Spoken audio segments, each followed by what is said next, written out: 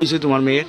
আমার মাইয়া ওখানে 8 বছর চলে, দেখেন অনেক টাকা খরচা করছি, অনেক ডাক্তার আগরতলা পুরা মোটামুটি ডাক্তারের কাছে গেছি, আমার সব প্র্যাকটিশন আছে, কিন্তু ওখানে আমার মেয়ে লেফটিং করতে গেলে সব কিছুই টান লিকুইড দিয়ে করার লাগে, কিন্তু খাইতে পারে সব কিছু অনেক 10 লাখ 8-9 লাখ টাকা খরচা হয়ে গেছে আমার মায়ের থেকে। গাড়ির বেলা থেকে লকডাউন অবস্থার সময় আমি সব কিছু সকালে যাই বিকেলে আই, এরকম 2-3 বার।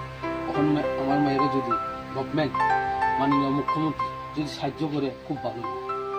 মানে হ্যাঁ, চলাফেরা করতে পারে না। চলাফেরা করতে পারে না বিকলম্ব, কিন্তু তার একটাই ইতান সব কিছু কাগজপত্র বাদ দিতে আছে, ইতানো তার ইতানো আয় না, ইতানো আধার কার্ড ইতান করতে আসে না, মানে রক্ত আয় না দেখে ফিঙ্গার কিনে সাফা হবে না। অনেক সেন্টার গেছি, বিশ্রাম গেছি, চলিলাম গেছি, সব ইতানো আগরতলা গেছি, তার ওখানে ইতানো মানে আধার কার্ডটা উঠতে আসে না।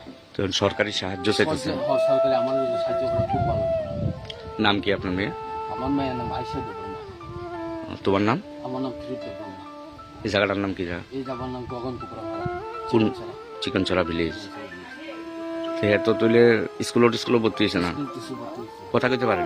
এমনি কথা কইতে পারে না, সব বুঝে। কথাও কইতে পারে না? সব বুঝে। তো হ্যান্ডিক্যাপ সার্টিফিকেট আছে নি? হ্যান্ডিক্যাপ সার্টিফিকেট অনেক আধার কার্ডও ফাইতে আছে না, এলাকা তাহলে কিচ্ছু মানে 8 টাকা পয়সা নাই আপনারা চিকিৎসা করেন? লকডাউন অবস্থা আমি সব কিছু দৌড়াদৌড়ি করছি, এই যে মহামারীর কারণে সমস্যা। সকালে একদল হয়ে যায় কান্দে, এই জায়গায় সকল ডাক্তার সব চিনা পরিচয়, তার সঞ্জিত ডাক্তার হইতে, চন্দন ডাক্তার হইতে, শীতাংশু হইতে, সব অনেক ডাক্তার, শিশু ডাক্তার আগরতলা সব তার চিনি আমার মেয়ের। আপনার আপনার আপনার নাম কি? সারাক্ষণ কুলে রাখতে হয় না?